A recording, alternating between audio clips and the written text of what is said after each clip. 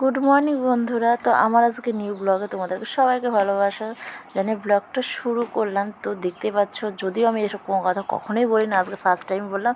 তো সকাল সকাল চা নাহলে মুড একদম পুরো বিগড়ে যায়। তো চাটা খাওয়া হয়ে গেল। আর দেখো শসা, আমার পেটে রাক্ষস ধরেছে। তো শসা একদম আর আঙ্গুর ফল নিয়ে চলে আসলাম ফ্রিজের কোনায়, দাঁড়িয়ে দাঁড়িয়ে গেছে। আর কি মজা লাগছে। আর সঙ্গে সঙ্গে তাই নয়, কিন্তু সঙ্গে সঙ্গে কাজু বাদামটা নিয়ে নিয়েছি। আর সত্যি কথা বলতে মানে কী বলতো, আমি দিদিবাড়ি এসে নিজেকে মানে খুব রানি রানি মনে করছি। কারণ সত্যি কথা ভালোবাসা সবাই কাঙ্গাল, আর বিশেষ করে আমি তো হই। কারণ আমাকে ভালোবাসার মতন সত্যি কথা আমার হাজব্যান্ড ছাড়া আর আমার নিজের দিদি বলো মা ছাড়া এরা হচ্ছে আমার ভালোবাসার কেউ লোক নেই। তোমাদের আজকে এই ভিডিওর মাধ্যমে আমি জানাচ্ছি, প্রচুর লোক আছে প্রচুর, কিন্তু আমাকে ভালোবাসার মতন লোক নেই। সেটা তোমাদের কে আছে, আমাকে কে ভালোবাসে সেটা তোমাদের এই ভিডিওর মাধ্যমে বলে দিলাম। তাই এটা হয়তো তোমরা জিজ্ঞেস করবে এটা কি, এটা একটা উনুন নতুন তৈরি হচ্ছে। আর উনুনটা কিসের জন্য তৈরি হচ্ছে তোমরা সেটা দেখেই বুঝতে পেরেছো, পিঠে হবে। আর এটা চালে মিক্সিতে পিষাই করে নিলে দিয়ে রোদেটা শুকিয়ে নিল, তাহলে পিঠেটা বেশ ভালো হবে। আর পিঠেটা করবে আমার মাসি, আমি নই, যেহেতু মাসির বাড়ি এসছি। তো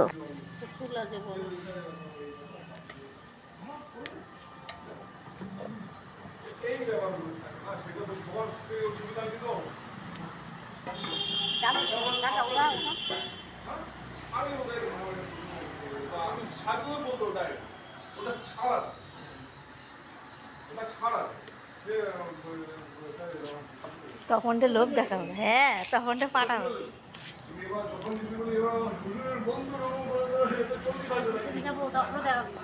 হ্যাঁ বলবো, এই দেখো রান্না হচ্ছে। আবার তখন আবার একটু ভালোবাসে, বুঝতে পারছি। হ্যাঁ তখন আবার এসব কচু কচু ভালোবাসে। হ্যাঁ কে শুকনো মাছ দিয়ে খাওয়া যায়?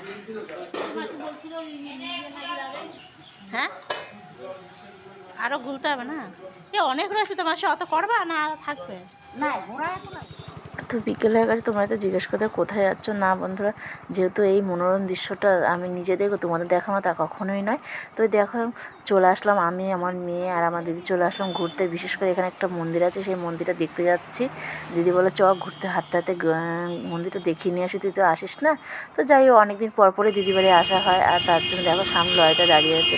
আর বিশেষ করে লরি কেন জানি না, আমার লরির মুখটা দেখে এতটা ভয় লাগে, কেন বলতে পারবো না। তো শুধু লরি দেখলে হবে, রাস্তাঘাট ঘুরলে হবে, পেটটাকে তো কিছু দিতে হবে। আর বিশেষ করে মেয়েদের ফুচকা অনেক ভালো লাগে, কিন্তু গাইজ আমার কিন্তু ফুচকা অতটা ভালো লাগে না। তো যাই হোক, খেতে তো হয়, দুই একটা খাই। তো আমি আর বেশি পারলাম না খেতে, আমিও পারিনি, আমার দিতে পারিনি, কিন্তু আমার মেয়ে খেতে চাইছিল না। আমি বললাম বাবু খা। শুধু আমার মেয়ে না, আমি শুধু মেয়ে খেলে হবে, আমাদের বাড়িতে আরেকটাও ছেলে আছে, বিশেষ করে আমার দিদির ছেলে। তো তার জন্য একটু মানে অর্ডার দিয়ে দিলাম যে একটু প্যাক করে দেবেন, বাড়িতে নিয়ে যাওয়া হবে। তো বাড়িতে ফাইনালি দেখো নিয়ে যাওয়ার জন্য রেডি করে ফেললাম। তো ফুচকা খাওয়া কমপ্লিট।